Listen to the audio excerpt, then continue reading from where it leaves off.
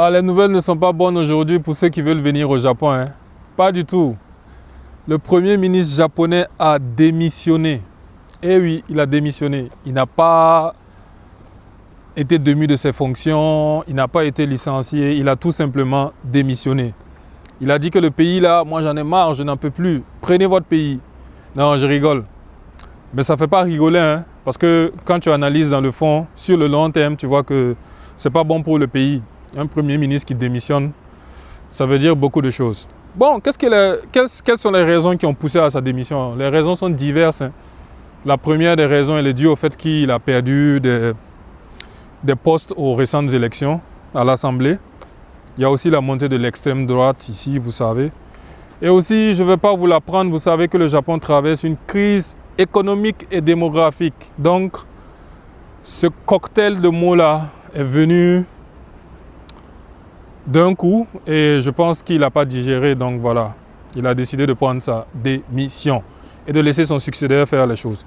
Mais bon, nous, en tant qu'étrangers, comment est-ce que nous pouvons analyser ça? Voilà. Économiquement parlant d'abord, moi je dirais que le pays ne se porte du tout pas bien. Voilà. J'ai eu à discuter avec des gens qui ont fait l'économie. C'est-à-dire qui ont fait l'économie, les mathématiques appliquées à l'économie, l'économétrie. Voilà. Et quand tu discutes avec ces gens-là, ce qu'ils te disent concernant le Japon, si tu n'avais pas fait tes recherches, ça va te donner un bon coup de gifle, hein. Voilà. C'est-à-dire que présentement, le pays, il a un PIB qui n'est pas bon. Voilà, il a un PIB qui n'est pas bon. Il est l'un des pays au monde qui a la dette publique brute la plus élevée. Ça, je ne savais pas. Comme quoi, il faut toujours lire, il faut s'intéresser même à ce qui ne nous regarde pas en fait. Voilà, je pense que c'est des informations que ceux qui veulent venir ici, là, je pense que c'est des informations que vous devez checker même avant de venir ici. Voilà, c'est des trucs que vous devez savoir. Ce pays-là, le PIB par habitant, c'est comment? Et la dette publique brute, c'est comment? Le PIB nominal, le PIB normal, tous ces paramètres-là, vous devez savoir ça. Bon, c'est vrai qu'on n'a pas fait économie, mais je pense qu'en termes d'immigration, comme je l'ai dit, la plupart de ceux qui viennent de l'Afrique, la raison, elle est, comment on appelle ça, économique. Donc, vous devez prendre ces paramètres-là en compte. Donc voilà, pour revenir dans notre sujet, maintenant, où est-ce que même les dépenses du gouvernement japonais, comment est-ce que les dépenses du gouvernement japonais sont réparties? Ça, vous allez être choqués. Tenez-vous compte que c'est subdivisé en 5 parties. La première des parties, c'est la sécurité sociale. Tout ce qui concerne pension, assurance santé, l'aide aux personnes démunies et autres. OK, ça fait 38%. La deuxième partie, c'est le service à la dette, c'est-à-dire ce qu'ils doivent remettre par an, ce qu'ils doivent rembourser en fait, en termes de crédit. Donc ça, c'est 28%. OK? La défense, c'est 8%. L'éducation, c'est 5%. Et les dépenses telles que les infrastructures et autres, ça fait 30 et quelques %. Maintenant, tenez-vous compte, ça je ne savais même pas, je ne savais pas que le Japon dépensait plus d'argent à rembourser sa dette qu'il l'injectait dans son éducation et dans la défense. Moi je ne savais pas. Oui, la défense, je sais qu'ils n'ont pas d'armée.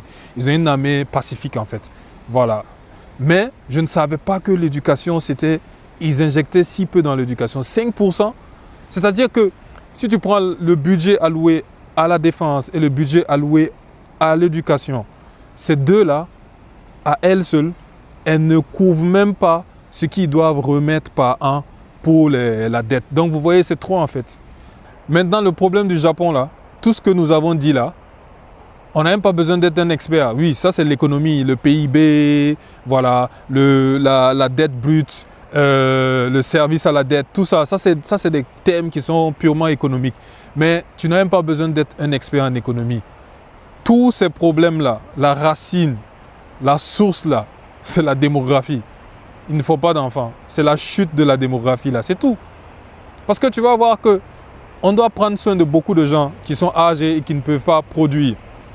Pas que ce n'est pas une bonne chose en elle-même, mais il n'y a pas de relève. S'il n'y a pas de relève, ça touche tous les secteurs. Je ne sais pas, c'est un truc qui est simple. C'est comme quand on monte le prix du carburant. Si on monte le prix du carburant, ça touche à tout. Tout va monter. J'ai mal pour eux parce que c'est un très beau pays et je ne sais pas comment ils vont résoudre ce problème-là parce que c'est un problème qu'il faut résoudre comme ça, à un clin d'œil. Et ce n'est pas possible. Et ce qui rend encore la situation du Japon plus difficile, c'est que contrairement aux autres pays, nous savons que oui, la démographie est étroitement liée au développement d'un pays. Mais contrairement aux autres pays, tous les autres pays traversent des problèmes démographiques.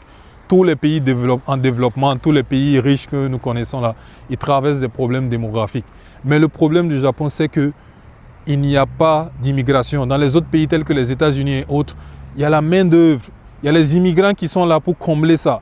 Il y a les immigrants qui peuvent participer à l'économie, qui peuvent participer à rehausser. Que ce soit en France ou dans les autres pays, il y a les immigrants. Mais ici, il n'y a pas ça. Le problème avec le Japon, c'est qu'ils ne sont pas ouverts à l'immigration. Ça, c'est un.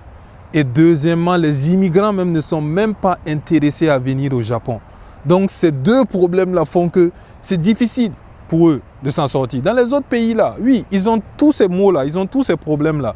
Mais eux là-bas, eux, ils ont la main-d'œuvre étrangère, ils ont les immigrants en fait, qui vont participer à ce que l'économie se rehausse. Ils vont payer les taxes, ils vont faire ci, ils vont faire ça. Mais ici, il n'y a pas ça en fait. Tu vois, même s'ils décident de mettre un programme d'immigration, voilà, la preuve en est qu'il y a 2 ou 3 semaines de cela, ce qui s'est passé avec la JICA et tout, on a dit que c'était une fausse information là. Mais il y a beaucoup de gens qui ont dit que mais eux-mêmes, ils ne sont même pas intéressés par le Japon. Ils ne savent pas pourquoi les gens ont trop jubilé en fait. Tu vois, ils ne sont pas intéressés. Donc vous voyez, donc même si le gouvernement décide de prendre des travailleurs qualifiés, est-ce que les gens seront intéressés? Comme je dis chez nous, la première des raisons pour laquelle les Africains sortent, elle est économique. Et si ton choix est économique, ce n'est pas forcément le Japon que tu vas prendre, choisir en première position. Donc bon, bref, ça c'est un autre débat. Donc du coup, ça vient rendre leur situation encore difficile. Et moi, franchement, j'ai mal pour eux parce que, en fin de compte, je vois que c'est la démographie. C'est parce que leur population est vieillissante. C'est dommage. Tout l'épicentre du problème, la racine du problème même vient de là-bas en fait. C'est la population vieillissante. C'est-à-dire qu'on doit prendre soin des personnes âgées. Ils ont eu leur époque d'or. Ils ont fait leur travail. Maintenant qu'on doit prendre soin d'eux, il faut qu'on prenne soin d'eux. Mais en retour, il n'y a pas de relève. Et ça, c'est un gros problème. Donc, tous les problèmes là viennent de là-bas, en fait. La démographie. Et moi, je pense que nous, les pays qui sont présentement, surtout de l'Afrique de l'Ouest, qui ont une tendance à aller de l'avant, je sais qu'on va atteindre le développement de ces pays-là un jour. Ça, c'est sûr, j'en ai la certitude. Il faut que nos experts aussi essayent de calquer qu'est-ce qu'ils sont en train de traverser ici en fait, parce que c'est des questions auxquelles on sera confronté. Le développement vient avec des conséquences. Et la première conséquence du développement, c'est la démographie. Quand je dis démographie, les gens vont commencer à avoir l'argent, les gens seront occupés, les gens ne vont plus faire des enfants. Voilà, ça c'est sûr. Et même que ça a déjà commencé. Ça a déjà commencé à Ouaga. Hein. Moi, je pense que moi, j'ai des amis qui ne veulent pas des enfants parce qu'elles ont des carrières, voilà. Elles ne veulent pas. De ma génération, hein. Donc, vous voyez, donc bientôt, là, ça va venir. Vous voyez, donc il faut qu'on voie comment est-ce qu'on peut atteindre le développement, mais en gardant la démographie stable. Vous voyez.